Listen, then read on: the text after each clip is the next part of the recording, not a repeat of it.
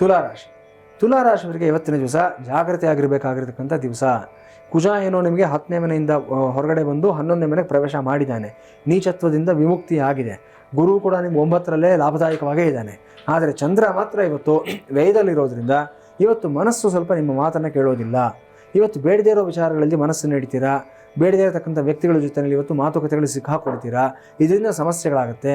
ಯಾರು ಏನೇ ಸಮಸ್ಯೆಗಳನ್ನು ಹೇಳ್ಕೊಳ್ಳಿ, ಅದಕ್ಕೆ ನೀವು ಸ್ಪಂದಿಸೋದಕ್ಕೆ ಮೊದಲು ಒಂದು ಸಲ ಯೋಚನೆ ಮಾಡಿ, ಇದು ನನ್ನ ಡೊಮೈನ್ಗೆ ಬರುತ್ತಾ, ನನ್ನ ವ್ಯಾಪ್ತಿಗೆ ಬರುತ್ತಾ, ನಾನು ಇನ್ವಾಲ್ವ್ ಆಗಬೇಕಾ ಬೇಡವಾ ಅನ್ನತಕ್ಕಂಥ ಒಂದು ಸಲ ಯೋಚನೆ ಮಾಡಿ ನಂತರ ಹೆಜ್ಜೆ ಇಡಿ, ಶುಭವಾಗುತ್ತೆ.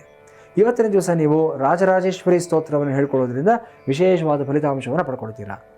ಇನ್ನು ವೃಶ್ಚಿಕ ರಾಶಿ.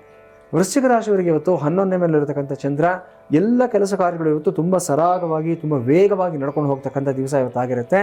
ಎಸ್ಪೆಷಲಿ ಇವತ್ತು ಕಮ್ಯುನಿಕೇಷನ್ ತುಂಬ ಚೆನ್ನಾಗಿರುತ್ತೆ. ಇವತ್ತು ಏನೇ ಕೆಲಸಗಳಾಗಬೇಕಾದ್ರೂ ಅಷ್ಟೇ ಇವತ್ತು ಮೇಯ್ನ್ ಸ್ಟ್ರೆಂತ್ ಇವತ್ತು ನಿಮ್ಮ ಕಮ್ಯುನಿಕೇಷನ್ ಆಗಿರುತ್ತೆ.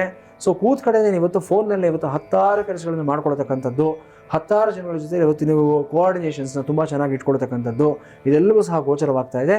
ಬಹಳ ಚೆನ್ನಾಗಿದೆ, ಏನೂ ತೊಂದರೆ ಇಲ್ಲ ನಿಮಗೆ. ಧನುರಾಶಿ. ಧನುರಾಶಿಯವರಿಗೆ 10ನೇ ಮನೆಯಲ್ಲಿರ್ತಕ್ಕಂಥ ಚಂದ್ರ ಎಲ್ಲ ಕೆಲಸ ಕಾರ್ಯಗಳಲ್ಲೂ ಒಂದು ವೇಗ, ಒಂದು ಓಟವನ್ನು ಕೊಡ್ತಾನೆ. ತುಂಬ ಚೆನ್ನಾಗಿ ನಡೆಯುತ್ತೆ. ಇವತ್ತು ನಿಮ್ಮ ಕ್ಯಾಲ್ಕುಲೇಷನ್ಸ್ ತುಂಬ ಪರ್ಫೆಕ್ಟ್ ಆಗಿರುತ್ತೆ. ಇವತ್ತು ಏನೇ ಇನ್ವೆಸ್ಟ್ಮೆಂಟ್ ಮಾಡಬೇಕಾದ್ರೆ, ಅಥವಾ ಏನೇ ಒಂದು ಹೊಸ ಕೆಲಸ ಶುರು ಮಾಡಬೇಕಾದ್ರೆ, ಅಥವಾ ಒಂದು ಟೈಮ್ ಫ್ರೇಮ್ ಹಾಕ್ಕೊಂಡು ಏನಾದರೂ ಒಂದು ಕೆಲಸ ಮಾಡಬೇಕಾದ್ರೆ ಇವತ್ತು ನೀವೇನೇ ಅಂದ್ಕೊಂಡಿರ್ತೀರ ಅದೇ ಪ್ರಕಾರವಾಗಿ ಎಲ್ಲವೂ ಸಹ ನಡೆಯುತ್ತೆ. ಯಾವುದೇ ತೊಂದರೆ ಇಲ್ಲ, ಚೆನ್ನಾಗಿದೆ ನಿಮಗೆ. ಮಕರ ರಾಶಿ. ಮಕರ ರಾಶಿಯವರಿಗೆ ಇವತ್ತಿನ ದಿವಸ 9ನೇ ಮನೆಯಲ್ಲಿರ್ತಕ್ಕಂಥ ಚಂದ್ರ ಅದೇ ಪ್ರಕಾರವಾಗಿ ಇವತ್ತು 8ಮ ಸ್ಥಾನಕ್ಕೆ ಬರ್ತಾ ಇರತಕ್ಕಂಥ ಕುಜ ಒಂದು ಕಡೆ ಅನುಕೂಲ ಆದರೆ ಒಂದು ಕಡೆ ಸಮಸ್ಯೆ ಬರತಕ್ಕಂಥ ಸಾಧ್ಯತೆ ಇದೆ. ಇಷ್ಟು ದಿನ ನೀಚ ಕುಜ ಸಪ್ತಮದಲ್ಲಿದ್ದಾನೆ ಅನ್ನತಕ್ಕಂಥದ್ದು ಒಂದು ಸಮಸ್ಯೆ ಆಗಿದ್ದರೆ, ಈಗ 8ಮ ಸ್ಥಾನಕ್ಕೆ ಕುಜ ಬಂದಿದ್ದಾನೆ ಅನ್ನೋದು ಮತ್ತೊಂದು ಸಮಸ್ಯೆ ಆಗಿರುತ್ತೆ. ಸೊ ನಿಮ್ಮ ಅಗ್ರೆಸಿವ್ನೆಸ್ಸು, ನಿಮ್ಮ ಓವರ್ ಎಕ್ಸೈಟ್ಮೆಂಟು, ನಿಮ್ಮ ಹೈಪರ್ ಆ್ಯಕ್ಟಿವಿಟಿ ಎಲ್ಲವನ್ನು ಸ್ವಲ್ಪ ಕಂಟ್ರೋಲಲ್ಲಿ ಇಟ್ಕೋಬೇಕಾಗಿರ್ತಕ್ಕಂಥ ದಿವಸ ಆಗಿರುತ್ತೆ. 9ರಲ್ಲಿರ್ತಕ್ಕಂಥ ಚಂದ್ರ ಹಲವಾರು ಅವಕಾಶಗಳನ್ನು ಒದಗಿಸ್ಕೊಡ್ತಾನೆ.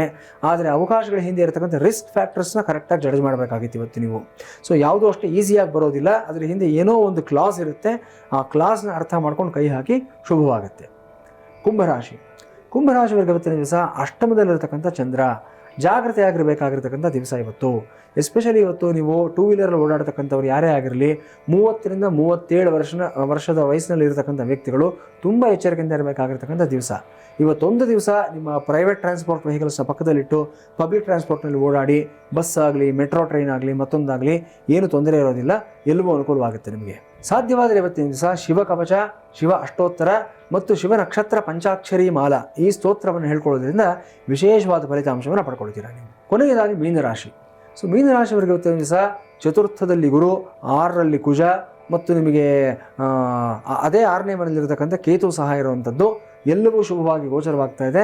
ರಾಹು ಶನಿ ಒಂದು ಕಡೆ ನಿಮ್ಮನ್ನು ಪುಲ್ ಡೌನ್ ಮಾಡಿದ್ರೂ ಸಹ ಈ ಕುಜ ಮತ್ತು ಗುರು ನಿಮಗೆ ಒಂದು ಪುಷನ್ನು ಕೊಟ್ಟು ಮುಂದಕ್ಕೆ ಕರ್ಕೊಂಡು ಹೋಗುವಂಥ ಒಂದು ಸಾಧ್ಯತೆ ಗೋಚರವಾಗ್ತಾ ಇದೆ.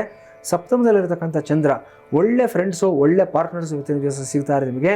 ಇವತ್ತು ನಿಮ್ಮ ಒಂದು ಆಲೋಚನಾ ವಿಧಾನ ಏನಿದೆ ಅದಕ್ಕೆ ಸರಿಯಾಗಿ ಸ್ಪಂದನೆ ಕೊಡ್ತಕ್ಕಂಥ ವ್ಯಕ್ತಿಗಳು, ಅದಕ್ಕೆ ಸರಿಯಾದಂಥ ಒಂದು ಸಪೋರ್ಟ್ ಕೊಡ್ತಕ್ಕಂಥ ಒಂದು ಸಹೋದ್ಯೋಗಿಗಳು ಎಲ್ಲರೂ ಸಹ ನಿಮ್ಮ ಜೊತೆಗೂಡ್ತಾರೆ.